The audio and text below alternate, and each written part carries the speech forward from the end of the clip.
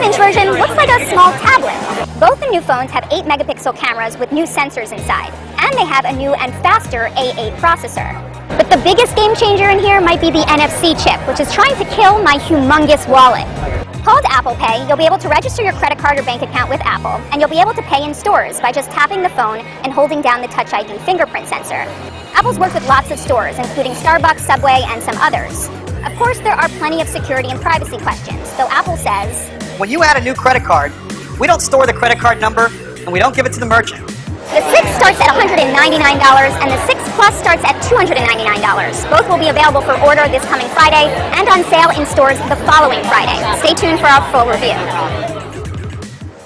Hey YouTube, it's Everything Apples Bro. In this video, I'm really excited to show the new Apple iPhone 6. Is it? No. It's actually a iPhone 6 clone made in Hong Kong, China. And I just got it today, and I'm very excited to do a unboxing and first look at this awesome new device. Now, you might have seen it on a couple other YouTube channels. I'm pretty sure I'm the first one who has the iPhone 6 actual box.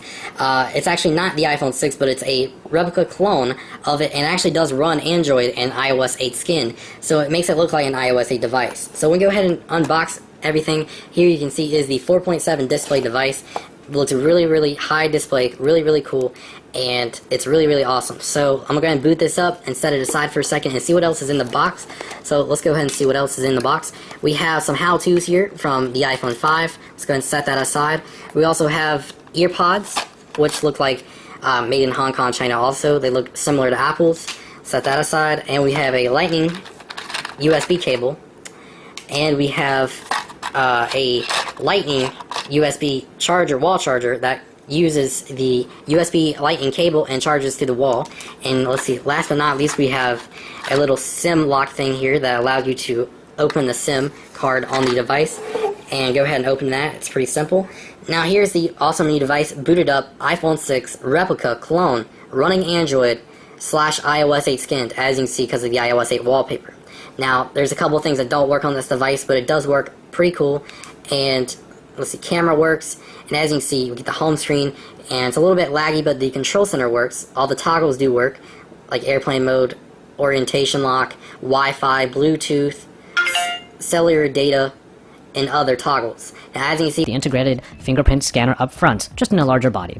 The OnePlus One is another Android smartphone that is comparable to the 6 Plus in terms of size. There's no metal here though, with the OnePlus One coming in either a baby skin white version or a sandstone black version, with both offering different feels in the hand. The display size is the same on both, but the 6 Plus is slightly taller and wider, but it is definitely thinner. Like its smaller sibling, the 6 Plus is definitely one of the thinnest smartphones you can get in this size category. The 6 Plus is also about 10 grams heavier than the OnePlus One. Apple gave in to the trend of bigger smartphones, which means that the display comparison is a much more level playing field this time around, and it's almost practically identical. The 6 Plus features a 5.5-inch IPS LCD display, while the OnePlus One comes with a LTPS LCD screen of the same size. Both feature 1080p resolution, resulting in an identical pixel density of 401 pixels per inch. The experience is largely same on both screens. You'll get a good time when it comes to text, games, movies, whatsoever. The OnePlus One did have some issues with some units having a yellowish tinge to it, but at least my unit does not have that problem, so you get a comparable bright color system, good brightness, and great viewing angles on either of these displays. It's the age-old ecosystem debate, as the iPhone 6 Plus does pack with it iOS 8, but powering it is a dual-core A8 processor clocked in at 1.4 GHz along with 1 GB of RAM. But then, on the other hand, we have some of the best that is there to offer in the OnePlus One, with the flagship standard, which is the Snapdragon 801 at 2.5 GHz backed by 3 GB of RAM. Now, while there's an obvious difference on paper, it isn't really evident in real-world performance, which is something we've expected in iPhone versus Android already. So regardless of what you do with these phones, you'll have a smooth, quick experience.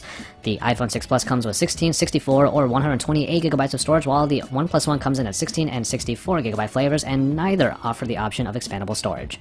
Apple did finally introduce NFC with their device, even if it is limited to just the use of Apple Pay. But also worth noting is the return of the fingerprint scanner, and that is a convenient layer of extra security which can now be used by some third-party applications in iOS 8. These are features that don't make it onto the more Spartan OnePlus One.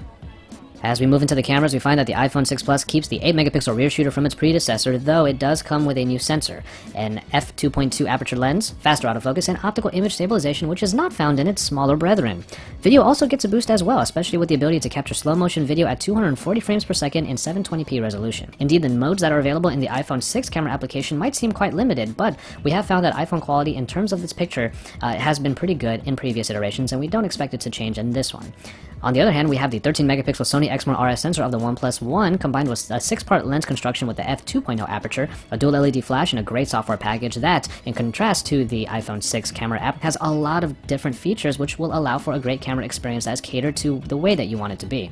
On the front, you get a 5 megapixel camera with a wide lens that enables an 80 degrees field of view, which is good for some selfie lovers out there. And finally, in software, we revisit iOS versus Android, but in the case of the OnePlus One, it is CyanogenMod 11S. It's basically a special release built specifically for the OnePlus One to take advantage of all of its hardware and features. You get a clean, minimalistic, stock-like experience